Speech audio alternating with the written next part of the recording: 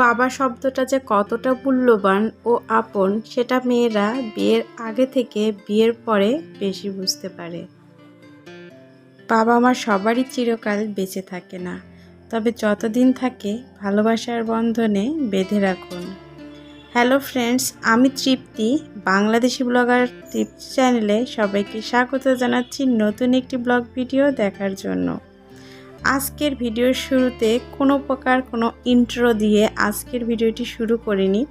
যারা আমাকে ভালোবাসে শুধুমাত্র তারাই আমি জানি একদম ভিডিওর শেষ পর্যন্ত ইন্ট্রো ছাড়াই আমাকে দেখে যাবেন। এটা এই মৌসুমের প্রথম কাঁঠাল খাওয়া ছিল আমাদের। কাঁঠালটা এত স্বাদ ছিল কি বলবো। কাঁঠালের গায়ে খুব বেশি মাংস না থাকলেও কাঁঠালটা কিন্তু খুবই স্বাদ ছিল। সুদূর ইন্ডিয়া থেকে বাচ্চাদের পছন্দের ক্যাডবেরি অবশেষে তাদের হাতে পৌঁছালো।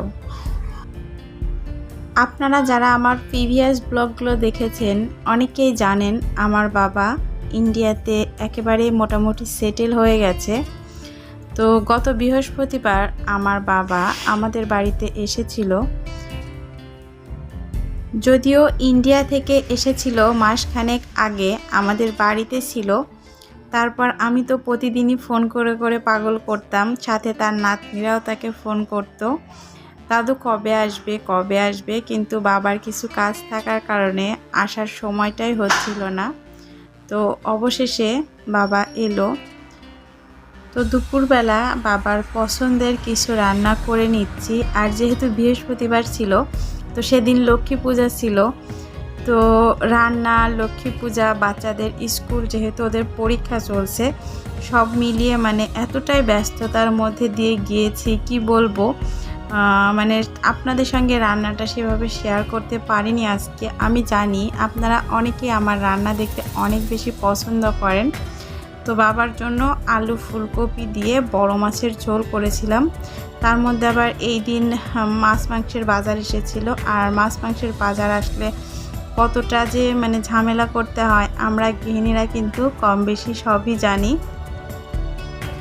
তো অফ ক্যামেরায় কিছু রান্না করেছি আর আপনাদের সঙ্গে একটু করে অন ক্যামেরায় অল্প কিছু শেয়ার করলাম। যদিও বাবা আমাদের বাড়িতে এসেছিল 1টার দিকে, আর আমাদের ওখান থেকে বের হয়েছিল ভোর 6টাতে। তো কিছু খেয়ে আসছিল না, যার জন্য আমি সকালের নাস্তা করে রেখেছিলাম। আসার পর নাস্তা দিয়েছিলাম, তারপর বাবা স্নান করে ঘুমাচ্ছিল আর এই ফাঁকে আমি পূজা সেরে রান্নাগুলো করে নিয়েছিলাম। তো মাছের ঝোল করেছিলাম, তারপরে সাজনে পটল আলু দিয়ে একটি সবজি তরকারি করেছিলাম, পটল ভাজি, মাছ ভাজি ছিল, আর সেই সঙ্গে মাছের তেলের যে বড়া হয় সেটা করেছিলাম, আর করেছিলাম মুরগির মাংস। তো বন্ধুরা, এটাই হচ্ছে আমার বাবা। তো সামনে থেকে সেভাবে ক্যামেরা শ্যুট করা হয়নি। তো বাবাকে চা দিয়েছিলাম, সকালবেলা চা খাচ্ছিল। সকালে বাবা ঘুম থেকে উঠে একটু চা খেয়ে তারপর বাইরে একটু হাঁটতে যায়, ঘুরতে যায়। তখনই অল্প একটু ক্লিপ তুলে রেখেছিলাম, আমার ভিডিওতে স্মরণীয় হয়ে থাকবে। প্লাস আমি যখন সে আমার কাছে থাকবে না তখন দেখতে পাবো। আমরা মেয়েরা কিন্তু বাবা মায়ের গুরুত্ব, মূল্যটা বিয়ের আগে থেকে বিয়ের পর যখন শ্বশুরবাড়িতে আসি তখন বুঝতে পারি যে আসলে মা বাবা জিনিসটা কতটা মূল্যবান, কতটা যত্নের, কতটা আদরের। আমার মাকে তো আমরা হারিয়েছি, আমার বাবাই আছে আমাদের মাঝে। তাই সবার কাছে আমার রিকোয়েস্ট, আপনারা যারা যারা আমার ভিডিওটি দেখছেন প্লিজ ঈশ্বরের কাছে আমার বাবার জন্য একটু প্রে করবেন, উনি যেন ভালো থাকে, সুস্থ থাকে। আমার বাবা কিন্তু অলরেডি ওপেন হার্ট সার্জারি করা, উনি হার্টের পেশেন্ট। তো বাবাকে নিয়ে সব সময় ভয় হয়, চিন্তা হয়, টেনশনে থাকি যে ভালো আছে কি না। যেহেতু মাকে তো আমরা হঠাৎ করে হারিয়ে ফেলেছি, একমাত্র বাবাই আছে আমাদের সব থেকে আপন এই পৃথিবীতে। সব সময় তো বাবাকে কাছে পায় না, নিজেরা নিজেদের মতো সংসার, বাচ্চা কাচ্চা নিয়ে ব্যস্ত থাকি। তো তো বাবা আসলে চেষ্টা করি বাবার পছন্দের খাবারগুলো নিজের হাতে করে বাবাকে খাওয়ানোর। বাবা আসার আগে ভাবছিলাম যে বাবা কি পছন্দ করে, কখন কখন কি রান্না করব। তো বাবা আবার রুটি দিয়ে মাংস খেতে খুব বেশি পছন্দ করে ভাতের থেকে।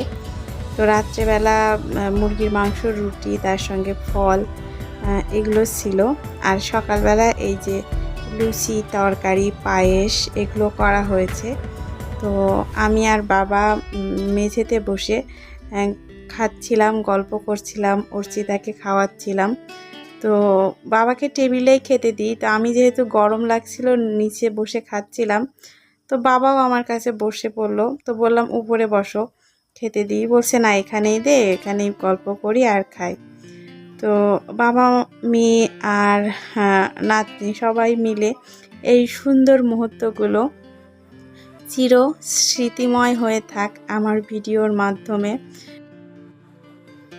আর দুপুরবেলায় অফ ক্যামেরাতে পোলাও, খাসির মাংস, তারপর খাসির তেল চর্বি দিয়ে ছোলার ডাল, ডিমের কোরমা, সালাদ, লেবু, তো এগুলোই তৈরি করেছিলাম।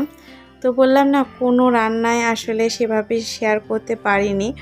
একেতেই তো অনেক ব্যস্ততার মধ্যে দিয়ে কাটাতে হয়, তারপর মানে বুঝতেই পারেন একজন এলে সবার মধ্যে ব্যস্ততা কিন্তু অনেকটাই বেড়ে যায়।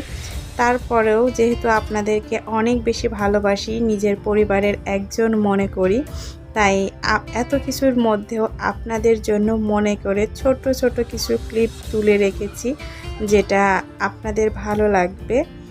আর সেখান থেকেই আপনাদের কাছে একটি ছোট্ট অনুরোধ করতে চাই, এখন পর্যন্ত যারা ভিডিওটি দেখছেন একটি লাইক করতে অনেকেই ভুলে যান। প্লিজ একটি লাইক করে রাখবেন, আর নতুন হলে চ্যানেলটি সাবস্ক্রাইব করে রাখতে পারেন পরবর্তীতে আমার লাইফস্টাইল ব্লগ ভিডিওগুলো দেখার জন্য। ভিডিওটি ভালো লাগলে ফ্রেন্ডস ফ্যামিলির সঙ্গে শেয়ার করতে পারেন।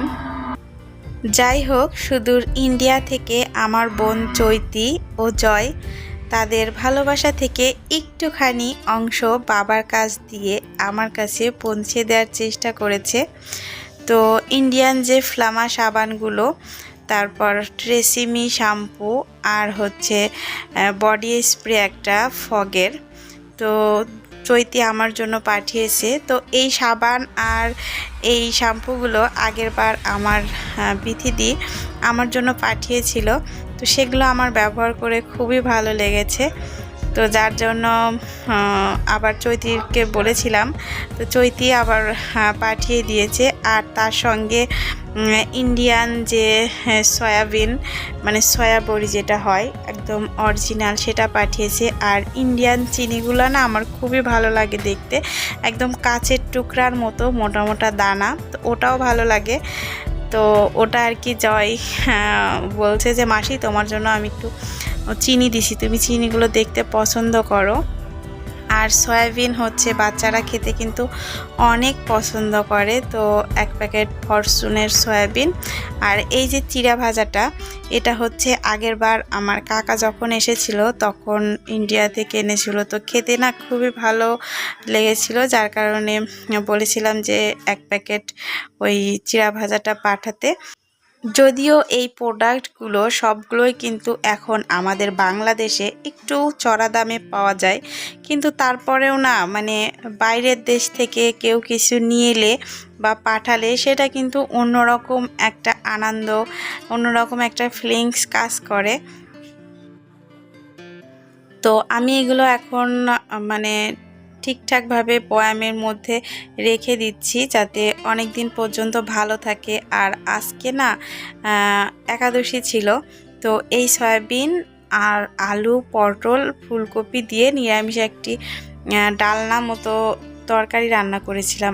এত টেস্ট হয়েছিল, তো সবাই তো খুবই পছন্দ করেছে। ভেবেছিলাম যে রেসিপিটা আপনাদের সঙ্গে শেয়ার করব, কিন্তু আর শেয়ার করা হয়নি। আসলে সব কিছু মিলিয়ে না অনেক ব্যস্ততার মধ্যে দিয়ে যাচ্ছি। তো যাই হোক, চিনিগুলোও আর কি সবসময় রেগুলার যে জার সেটাতে, আর যেটাতে রেখে দিই সেটাতে আর কি ঢেলে নিচ্ছি।